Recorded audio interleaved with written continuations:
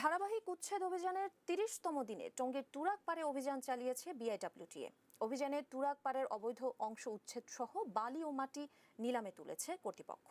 কোনো প্রভাব উচ্ছেদ অভিযানকে বাধার সৃষ্টি করতে পারবে না বলে জানিয়েছেন দায়িত্বপ্রাপ্ত নির্বাহী magistrate Mostafizur Rahman. I like to see what is his knowledge.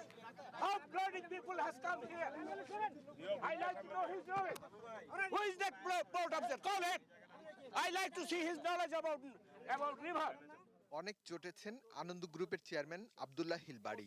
অভিযোগ না বলে গোডাউনের একাংশ ভেঙে ফেলা।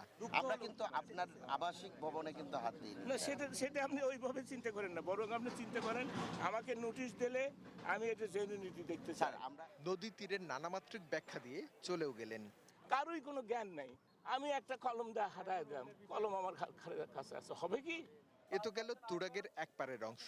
অপরদিকে বালি ও মাটি ফেলে ভরাট করার অংশ নিলামে বিক্রি করলো বিআইডব্লিউটিএ। সর্বোচ্চ দরদাতা 8,40,000 জনাব সাব্বির হোসেন এর দর গৃহীত হয়েছে। সব মিলিয়ে অভিযান 4 ঘন্টার মধ্যেই সমাপ্ত। নিয়মিত আয়োজনের অংশ হিসেবে অভিযানের আদ্যপান্ত তুলে ধরলেন দায়িত্বশীলরা। টঙ্গীর সাইডে বেশ কিছু শিল্প স্থাপনা আছে। আমরা সকাল থেকেই নদীর সীমানার ভেতরে অবস্থিত বলে যেগুলো ঢাকা বন্দর চিহ্নিত করেছে সেরকম স্থাপনা উচ্ছেদের কার্যক্রম চলছে। আর মালিক পক্ষের আশাটা আসলে কোনো ক্রমে এটা বাধার বলে আমরা মনে করছি না। রাজধানীকে ঘিরে রাখা 4টি নদী দখলদারদের কবলে মৃতপ্রায়। শুধু উচ্ছেদ দিয়ে নদী দখল ঠেকানো কতটুকু সম্ভব তা এখন বড় প্রশ্ন। Arif Hossain, ATN news, Dhaka.